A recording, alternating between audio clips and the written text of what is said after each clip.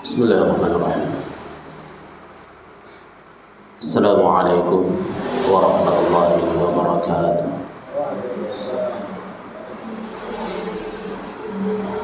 Alhamdulillah, nahmaduhu ta'ala wa nasta'inuhu wa nastaghfiruhu wa natubu ilayh wa na'udzu billahi min shururi anfusina wa sayyiati a'malina.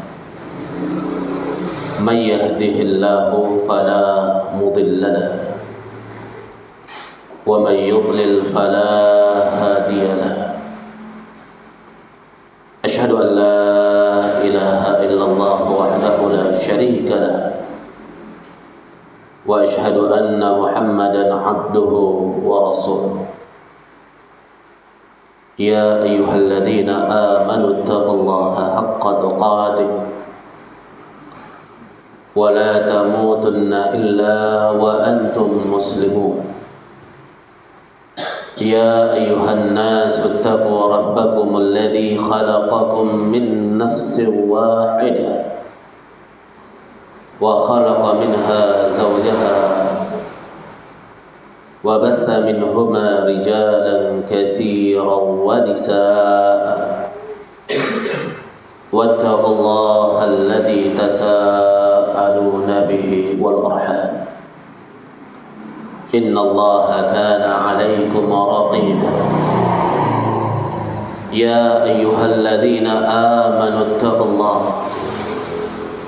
وقولوا قولا سديدا يصلح لكم أعمالكم ويغفر لكم ذنوبكم ومن يطع الله ورسوله فقد فاز فوزا عظيما.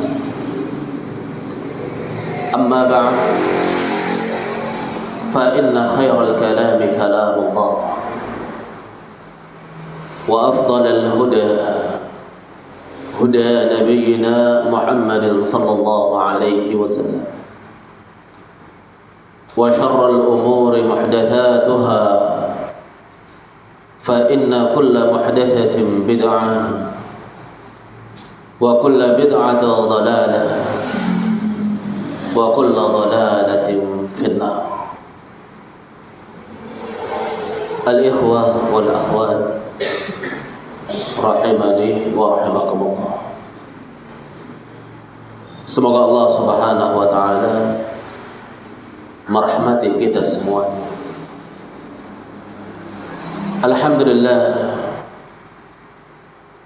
kita bersyukur kepada Allah Subhanahu wa taala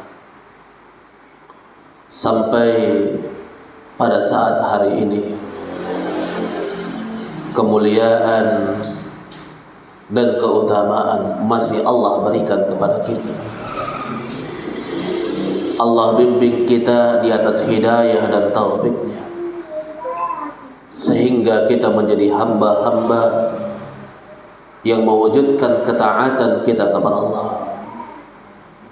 Mudah-mudahan keistiqamahan di atas hidayah ini terus diberikan oleh Allah Subhanahu wa taala sampai malakul maut datang menjemput kita. Al-ikhwah wal akhwat rahimani wa rahimakumullah. Dalam sebuah hadis yang sahih, Nabi sallallahu alaihi wasallam bersabda, "Laqad taraktukum ala baydah lailuha kanahariha wa la yazighu anha illa halik." Sungguh aku telah tinggalkan kalian ala baydah, di atas cahaya yang terang benderang. Lailuha kanahariha, malamnya bagaikan siangnya. Syariat yang dibawa oleh Nabi Muhammad SAW, yang disampaikan kepada kita sangat terang. Bayangkan, diibaratkan oleh Nabi malamnya bagaikan siang. Tidak ada kegelapan, tidak ada yang sama di siang hari.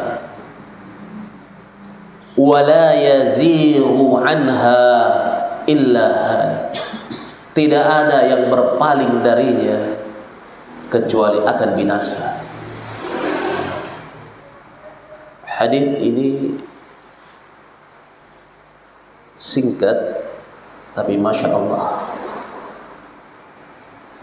andai kata kita cermati dengan baik, maka ini adalah hakikat agama.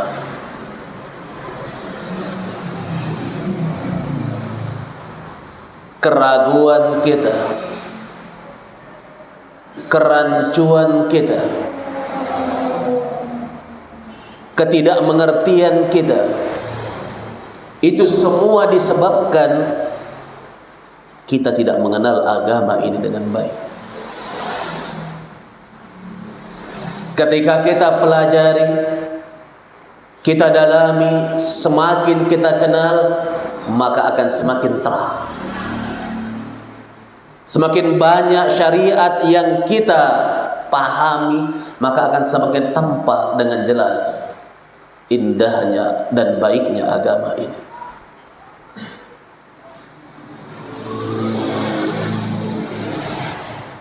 Ketidakpahaman terhadap agama adalah kegelapan. Meninggalkan agama, kebinasaan disebutkan oleh Nabi. Kenapa kebinasaan? Bayangkan bagaimana orang berjalan di tengah gelap gulita. Ke arah mana yang akan dia tuju? Apa yang akan dia hadapi? Bahaya apa yang ada di depannya? Dia tidak tahu. Makanya Nabi bilang, siapa yang berpaling meninggalkannya, maka dia akan binasa. Demikian pula orang yang mengambil sedikit-sedikit, remang-remang, ada cahaya, tapi tidak membuat jelas suatu perkara. Dia pikir sebuah tongkat yang ada di depannya dia mau ambil untuk membantu dia di dalam perjalanan, ternyata ular.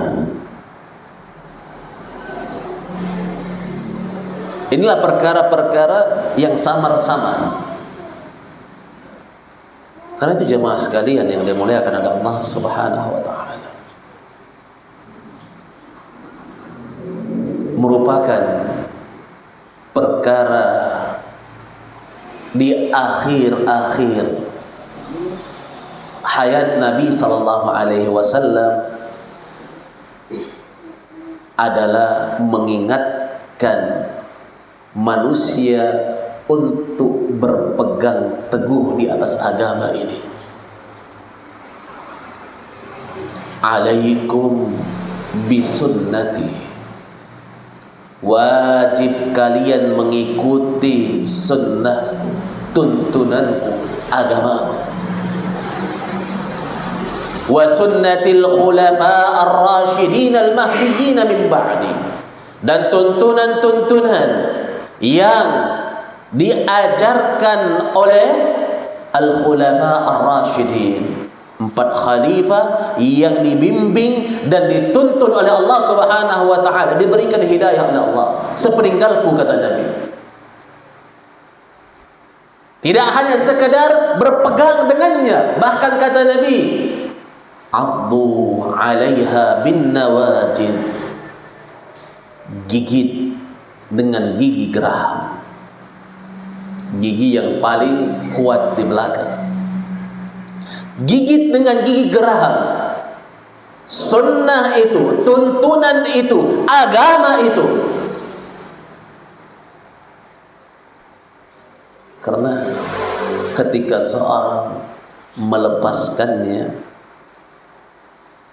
kebinasaan menanti dia. Syaitan betul-betul paham di sini.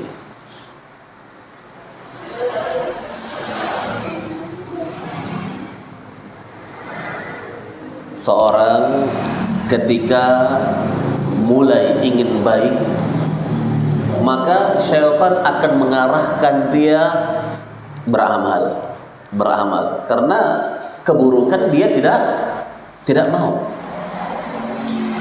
Jadi misinya syaitan itu kalau tidak bisa menyesatkan, maka menjauhkan.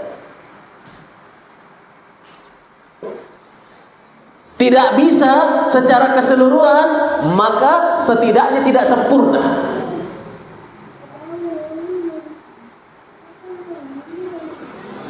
Dan ilmu, sebagaimana yang dikatakan oleh Al-Imam Malik, al-ilmu nurun. Ilmu itu adalah cahaya yang menerangi seorang. Bayangkan kalau tidak punya ilmu, bagaimana seorang mau mengukur ini baik, ini buruk.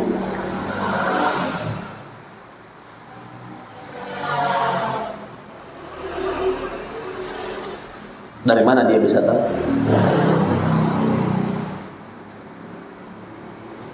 Dan syaitan arahkan kepada amalan kebaikan, lakukan ini.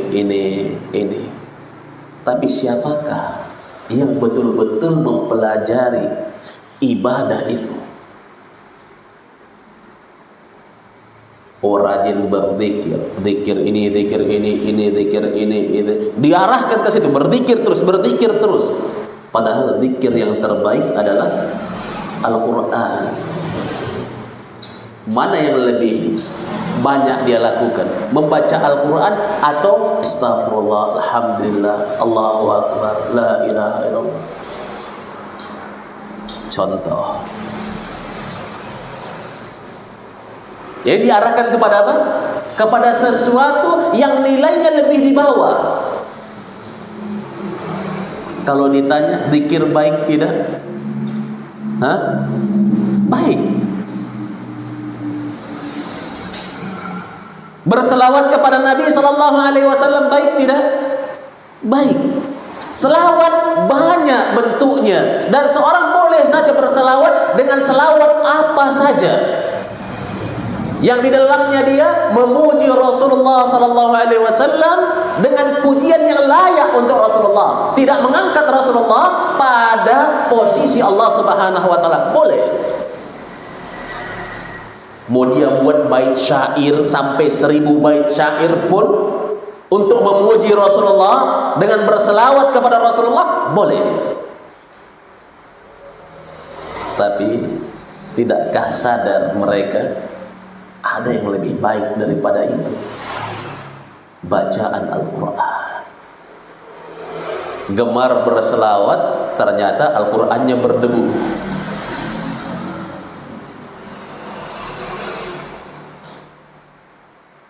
Oh, ada yang gemarnya sholat.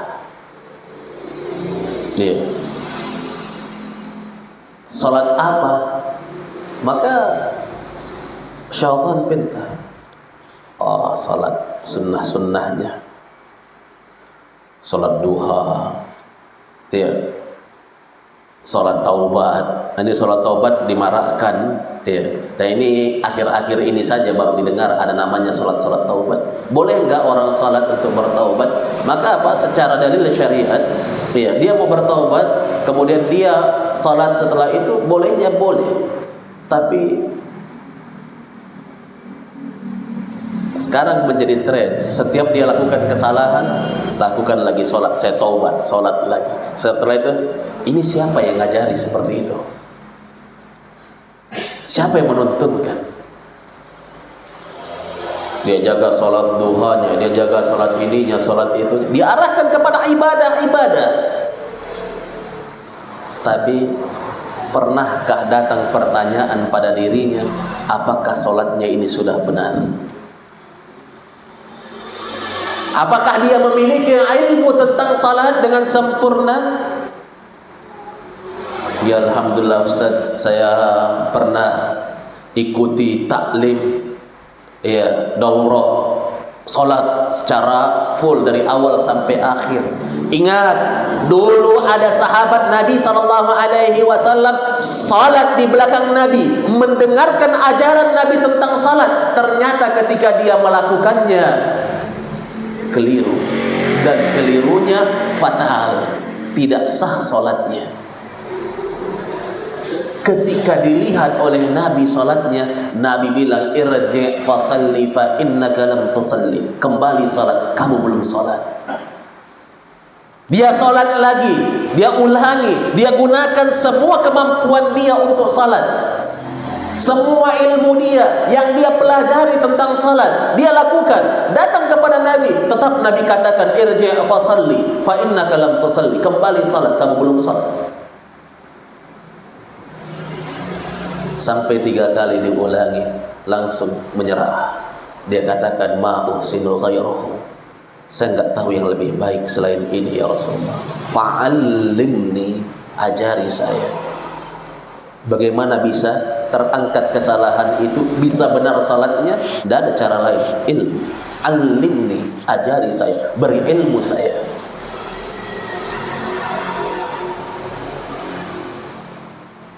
Namun di sini namanya menuntut ilmu, seorang dan ya kalau sempat hadir, kalau tidak ya tidak.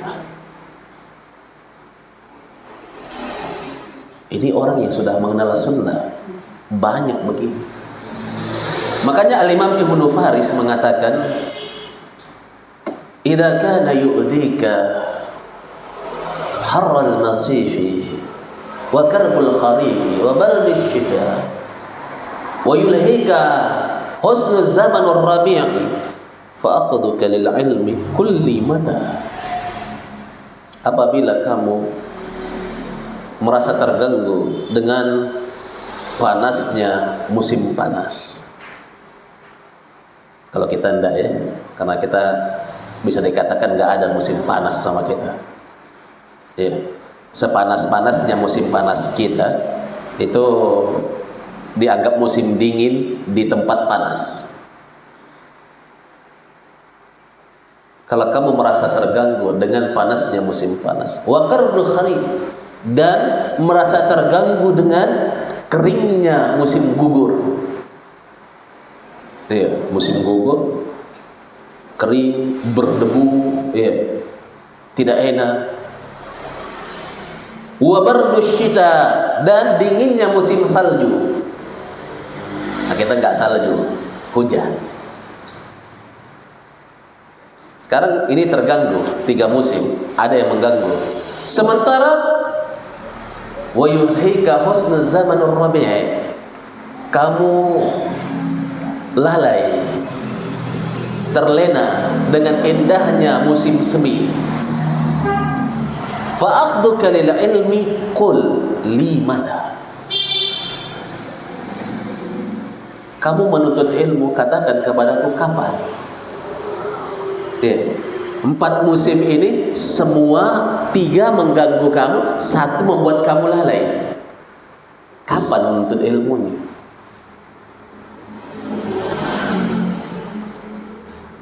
Menuntut ilmu itu ada pengorbanan di dalamnya. Ada waktu yang harus disiapkan. Ada kesibukan yang harus ditinggalkan. Ada hal-hal yang harus diabaikan untuk mengajar ilmu itu. Pernah sahabat Nabi SAW semua duduk mendengarkan ceramah Nabi. Habis sholat subuh sampai masuk waktu maghrib, istirahatnya hanya sholat, adzan, qamat, sholat. Habis sholat lanjut lagi Nabi ceramah. Apa yang ditinggalkan? Kerja mereka tinggalkan, ternak mereka, ternak mereka. Kemudian kalau kita sekarang bisa mati ini ternak, ditinggalkan satu harian tidak dikasih makan.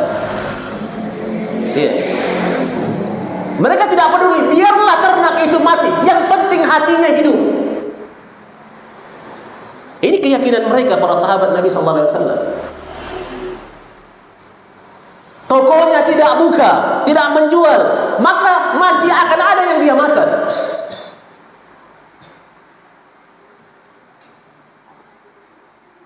Masalah pekerjaan, pegawai, kalau alasan yang lain bisa, untuk menuntut ilmu tidak bisa. Tapi kalau sekedar ketemu dengan teman, ada acara ini, acara itu, bisa dia. Banyak cara dia untuk minta izin, untuk ambil cuti, untuk ini, untuk bisa. Tapi kenapa untuk menuntut ilmu? Kerja tak? Ini Nabi ketika habis sholat subuh langsung naik ke atas mimbar, tidak diumumkan sebelumnya. Berbeda dengan kita. Kita kalau ada majelis ilmu, Masya Allah, bahkan kadang sudah bulanan sebelumnya disebar informasi, nanti bulan depan, nanti pada waktu ini akan ada ta'lim dari jam sekian sampai jam sekian, pun tidak bisa hadir. Coba lihat bagaimana lagi kalau tiba-tiba dadakan, tiba-tiba saya datang ke sini, Pak Anwar, saya di sekret ini Pak Anwar, tolong WA di ikhwah taklim sekarang 5 menit dari sekarang. Kira-kira hadir nih? Pasti semua dadakan sekali. Kenapa? Aduh, pasti.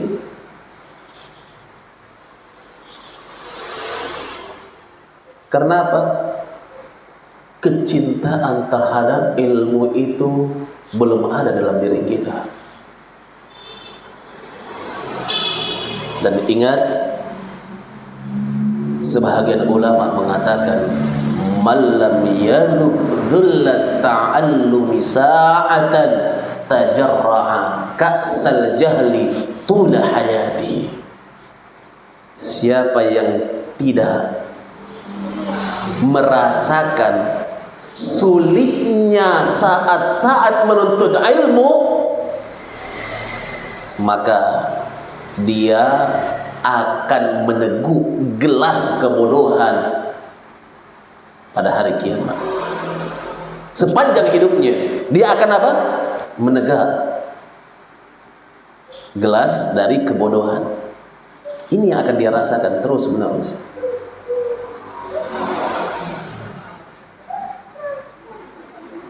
Kebutuhan kita terhadap ilmu itu setiap saat, mulai kita bangun tidur sampai tidur kembali.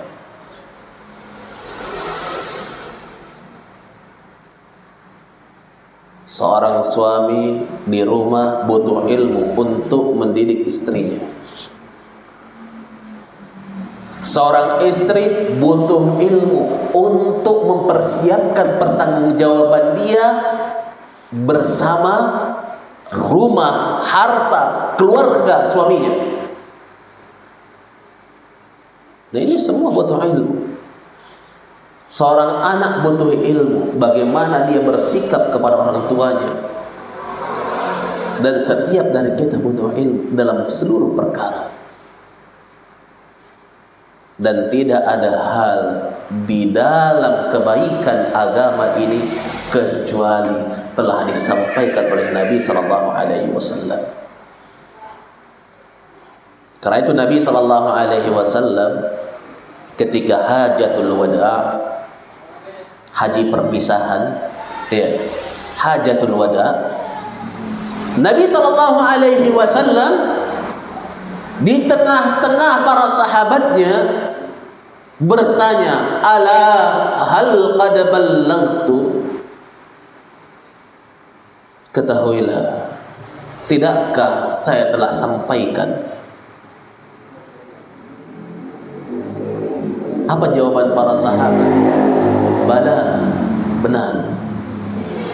Laqad ballaghta wa addaita, engkau telah sampaikan dan engkau telah tunaikan. Syariat telah disampaikan, kewajiban Nabi pun telah ditunaikan. Semua sudah disampaikan, syariat Allah, risalah dari Allah Subhanahu wa taala. Di situ Nabi pun langsung bersaksi di hadapan Allah, mengangkat tangannya ke langit dan mengatakan, Allahumma syhad, Allahumma syhad, Allahumma syhad. Ya Allah persaksikanlah, ya Allah persaksikanlah, ya Allah persaksikanlah. Sehingga di sini Nabi sallallahu alaihi wasallam tenang di hadapan Allah.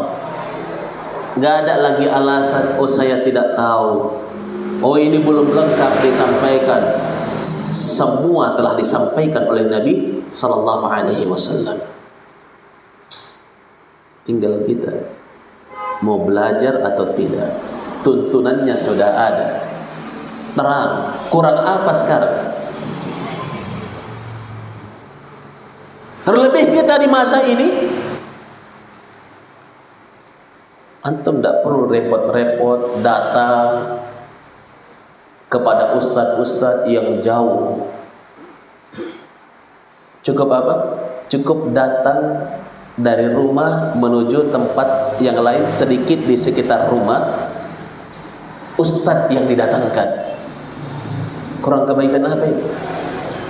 Dulu di masa dulu para ulama mengatakan al ilmu yu'ta wa la ya'ti. Ilmu itu didatangi, bukan mendatangi. Dengan kemudahan-kemudahan yang ada sekarang, ternyata apa? Ilmu bisa datang.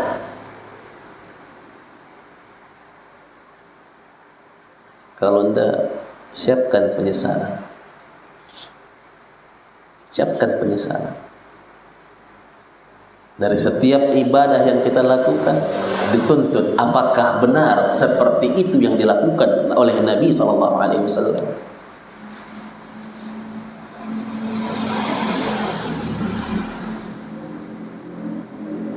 Dan sekarang orang